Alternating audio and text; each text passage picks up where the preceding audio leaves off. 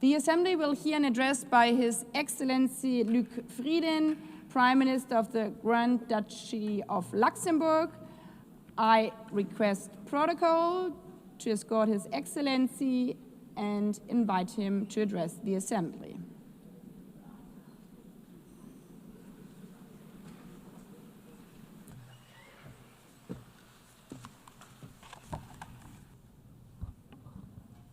Madam President, Secretary General, the Second World War was the deadliest conflict in history.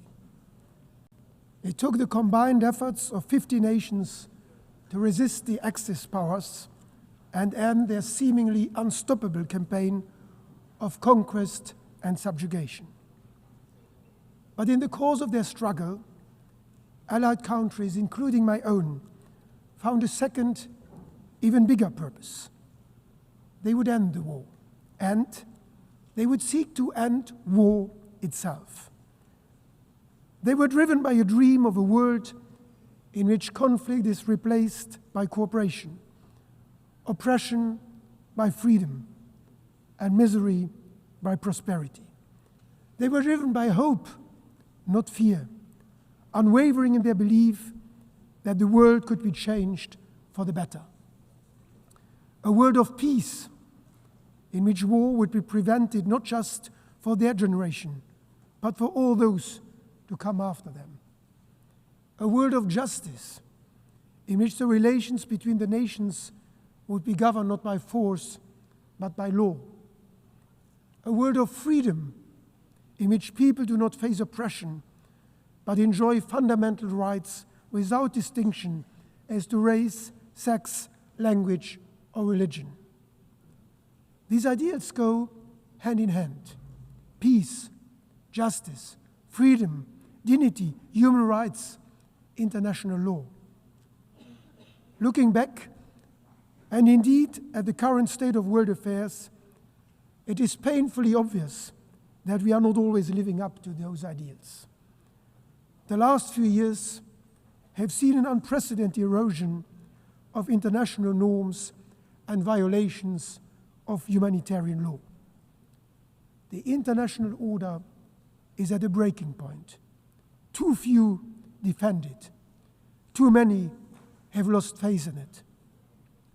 For Luxembourg, the United Nations still represents the highest of mankind's ambitions. As much as the United Nations represents these ideals, it represents a different method, a paradigm shift in the way countries deal with each other and their common challenges. Words, not weapons. Diplomacy, not warfare. Solidarity, not confrontation. The establishment of the United Nations 8 years ago was not the end of the journey to peace. It was the beginning. That journey must be made anew every single day.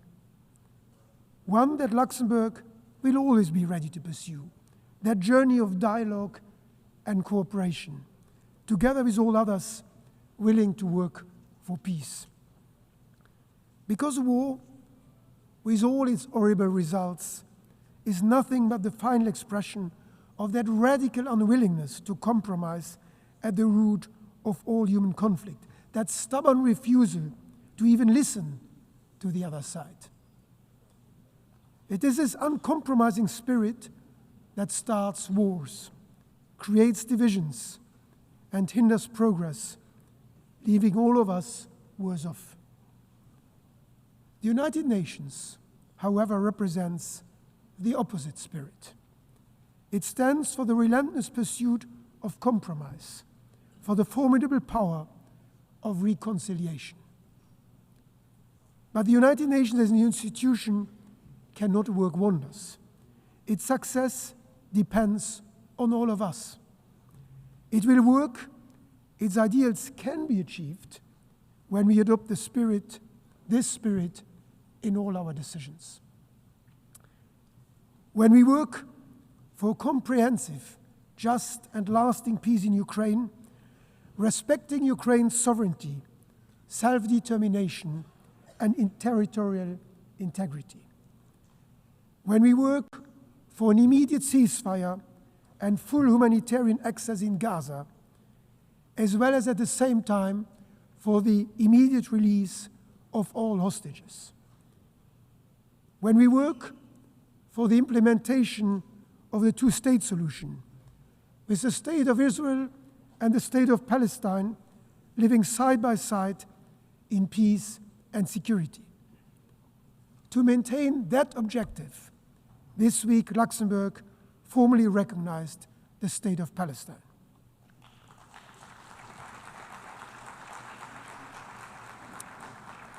When we work to ensure equal rights, to educate all children, to eradicate hunger and disease, and to protect our cultural heritage. And when we work for a United Nations that is fit for purpose, with a more effective and more representative governance, and with the necessary resources to keep pushing us towards our ideals. Luxembourg will be a reliable partner in all these efforts, because we know the value of a stable, multilateral world order. We knew it 8 years ago when our predecessors signed the Charter, and we know it today as one of the largest per capita donors to official development assistance, consistently contributing 1% of our gross national income.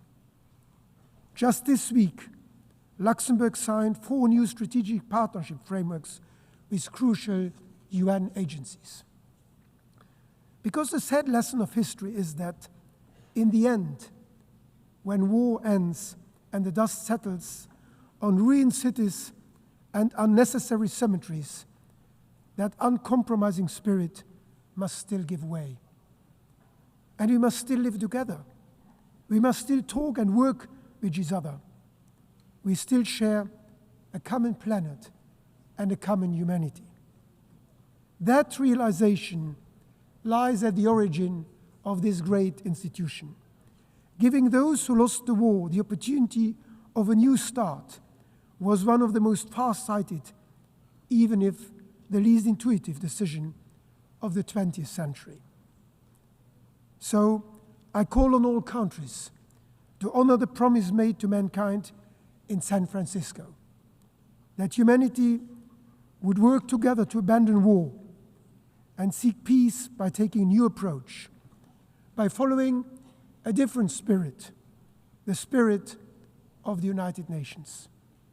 One that puts dialogue first and makes every effort to settle differences by peaceful means, through mutually acceptable compromises. Let's do it to honor those working here and across the world in the interest of all of humanity, for food security, for refugee protection, for global health, for our environment. Let's do it to honor those generations before us who built this institution, giving us the opportunity to turn their legacy of hope into reality. And above all, let's do it to honor the generations yet to come, who have every right to expect growing up in a world of peace, freedom, and prosperity. Let's recall this spirit today, and let's remember it every day. Every day is a new opportunity to match our words with action, because ultimately, history will judge us by what we do. The United Nations can continue to count on Luxembourg in word and in deed. Thank you.